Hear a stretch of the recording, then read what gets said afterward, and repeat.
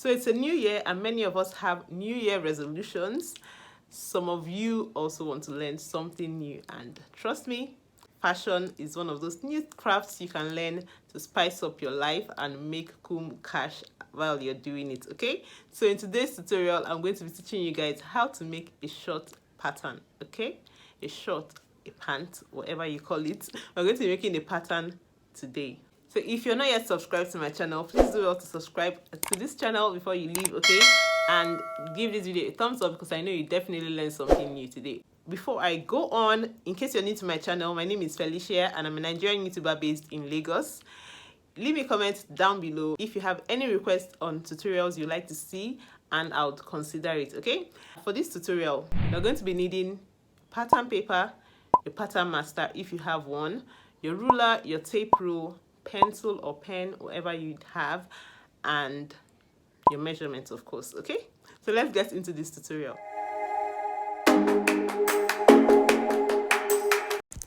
So these are the measurements to be needing for the short. I have here the waist 36 inches and I'll divide that by 4, and I'm going to be having 9 inches for my pattern. Okay, the hip measurement for this short is 48 inches and divide that by 4, I have 12 inches. The length of the short is 16 inches long, and the waist to the hip of this short is 11 inches, and this is because it's a high waist short. Okay, the apex, which is the nipple to nipple, is 8 inches. I divide that by 2 and I have 4 inches. Now going on to the crotch, I'm going to be using this formula for the front and the back crotch, and the formula where you're just using here is the hip measurement divided by 4 times 15/100 for the front, and the hip measurement divided by 4 times 45/100 for the back. So for the front crotch, after applying this calculation, I have 1.8 inches and I've approximated that to 2 inches, while the back crotch is 5.4 inches and I approximated that to 5.5 inches. Okay, for a normal waisted short, your waist to hip measurement will definitely be less than what I have here. So we're going to go on to the pattern making. Okay, so for the front pattern, I am going to be marking out my guidelines. Right here you can see I'm showing you 6 inches for the front, but guys, use 2 inches for the front because I was planning to make this pattern front and back on the same page, but I decided to not do that because I don't want it to be confusing. So I'm doing this pattern separately. So the front pattern, just give 2 inches for your guideline on this edge instead of 6 inches that I'm doing. Okay, so mark 2 inches for the guideline on this end, and then on the top bit I'm going to be marking 2 inches for the guideline as well. As I said earlier, for this guideline I'm marking for the top bit now is for my back pattern. So for the front pattern you might want to ignore this, but yeah, you'd need this for the back pattern because of the sitting allowance. Usually the back of the pants is usually longer to give room for the butt, so we really need to have a sitting allowance so that when you sit down your pants doesn't go down. Okay, so you can ignore this line for the front pattern, but let's just carry on using these guidelines. Okay, so now the next thing I'll be doing is to mark my waist to hip line. My waist to hip is 11 inches and I have that. I usually like to label my lines so that I make sure I know what exactly what is. So that's my waistline, my waist to hip line. And the next thing I'm going to mark is my length. The length of this short is 16 inches. And then I'm also going to go on to mark 2 extra inches for my hemming allowance. That's 18 inches. Once I've marked that, I'm just going to rule a straight line to connect the points.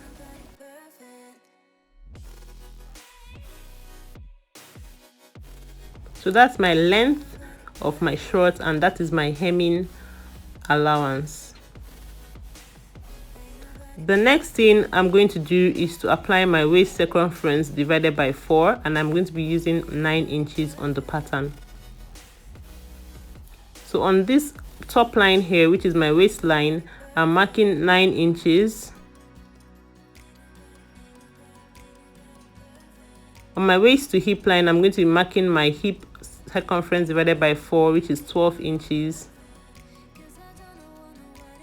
And then on the length, I'm also going to be applying that 12 inches. The reason why I'm doing this is because this is a pretty short short and I don't want it to be too tight on the upper thigh. So I just apply the same 12 inches on the length and as well as on the hemming line, and I'm going to connect the points.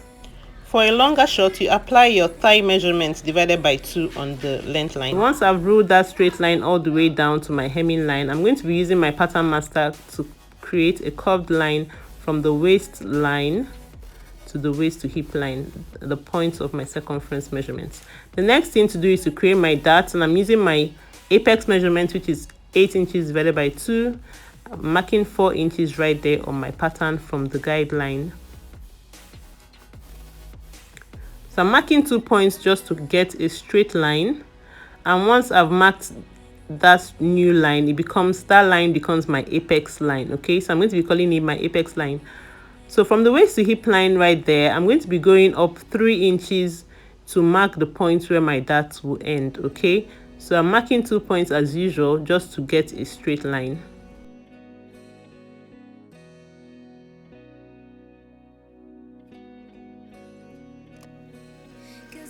So from the apex line, I'm going to be marking 1 inch for the dart. This is because the hip of this person is bigger than 40 inches. But if your hip is less than 40 inches, you want to use 6/8 of an inch. That's 6/8 of an inch, okay? So from that 1 inch point, I'm going to connect it to the point of my dart. That's where the dart is going to end, just to have a slanted line like this. So this is my dart, and because it's 1 inch I've taken away from the main pattern, I'm going to be replacing that 1 inch so that the waist of your short remains the same as your actual waist. Okay, so I'm replacing that 1 inch I've taken off for the dart on the side, and I'm going to curve a new point, which is going to be where my pattern should naturally end, because I've replaced the 1 inch I've taken off. The next thing I'm going to be doing is to mark my new waistline for the front, because the front of the pants, or even if it's skirt, is usually lower than the back. So I just marked 1 inch down at 2 points just to the apex, and I'm ruling that line, and I'm going to be connecting that point to the waist point. Once I've done that, this becomes my new front waistline, so I'm just going to label it. Now the next thing I'm going to do is to work on my front crotch. So on the waist to hip line, I'm just going to be coming down 2 inches. This is because the person's hip is big, but if your hip is smaller, you might want to use 1.5 inches for your crotch. Okay, so that line becomes my crotch line. I'm just going on to label the other parts so that it's more clear for you to understand. Okay, so from that crotch line now, on the outer part, I'm going to be marking a 1/2 inch box. So I'm just basically marking 1/2 inch around that point to create this box that I just have here. So the box is a 1/2 inch box. So I'm connecting the points from the crotch line outwards. So once I've done this, I'm going to be applying my front crotch measurement, which is 2 inches on that crotch line on the outer part, and then on this slanted line here, I'm going to be marking 6/8 of an inch. That's 6/8 of an inch. So it's basically usually on top of that box. So from my waist to hip line now, I'm going to curve my front crotch from the waist to hip point right there to the top of the box that I just created, and down to my front crotch measurements. So the next thing to do is to connect the crotch point to the length of my pants, like I'm doing right now. And then on the other side of my pants pattern, I'm going to be coming in 7/8 of an inch on the length point, and I'm going to be slanting that to the hip point, and I'm going to also mark that on my hemming line just to have that straight line right there. On the hemming line, I'm going to be coming out 1/4 of an inch and then slanting it to that point right there.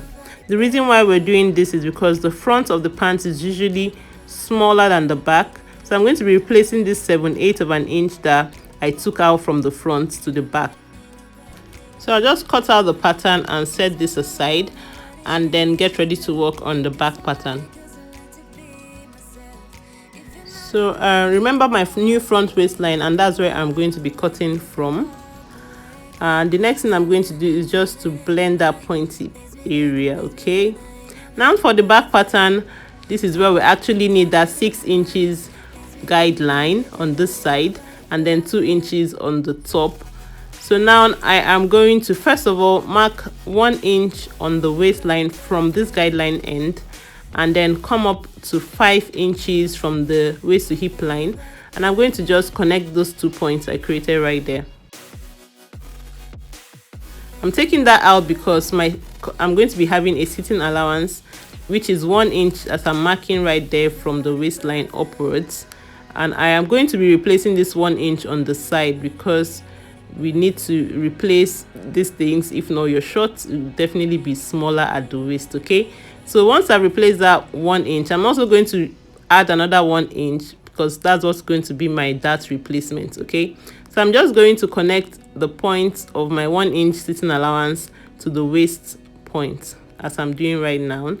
Once I've done that, I'm just going to label that my back waistline. Okay, so now I'm just marking another 5 inches from the waist to hip line just to have a straight line, and on that straight line I'm going to be marking my apex measurement, which is 4 inches all the way down. So I'm just going to mark 2 points to get a straight line. Basically connect the points, and then on my new waistline I am going to be marking 4 inches from the new waistline, and then I'm going to be connecting the 4 inches point right there down to where my dart is going to end.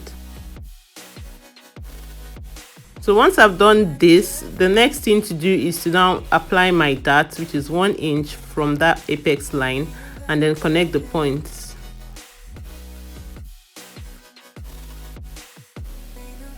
That's my dart right there, and I am going to now mark my new points for my waist, the side of my pants. So what I have there basically is 2 inches, and that's because I have replaced the 1 inch I took out on this end and the 1 inch I took out on the dart. The main reason we take out this 1 inch on the guideline end is to avoid gaping. So if you notice your pants at the back having a gaping, like you can put your hand in, that it's not relaxing on the back, that's because you're not taking this gaping allowance into consideration. Okay, I hope you learned something new in this tutorial if you're already used to making pants. So now I'm basically doing the same thing as I did with the front for the crotch, and now I'm going to be marking my back crotch measurement, which is 5.5 inches on my crotch line on the guideline part.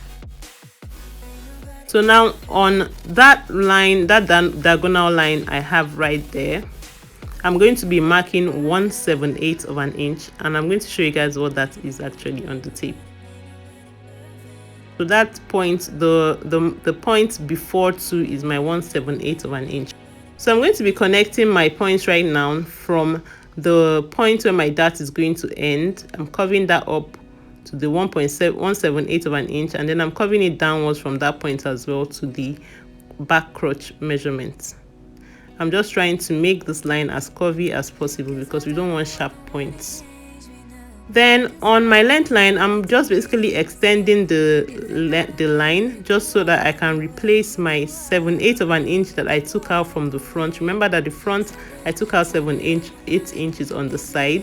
So the next thing I'm going to do is to measure that line right there on my front pattern, because I will need my back pattern length to be the same as the front one so that it's no longer than it's supposed to be. So I'm just taking note of the length there, and I have 3.5 inches which I'm going to apply now.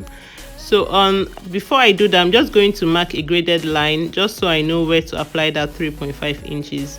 So once I've done that, I'm going to be marking my 3.5 inches on that line and then reconnecting my curve downwards to that point. So this becomes my new back crotch. The reason why we do this is because this short is actually not a palazzo. If it were to be a palazzo short, then I would not need to do this. So I'm just going to now mark that line out and then go on to my hemming line, extend it a little bit so that I can apply the same 7/8 of an inch on that line. Remember to mark the ease on the hemming allowance as well on the other side, just as I did with the front. I didn't remember to show you guys. That's it for this pattern.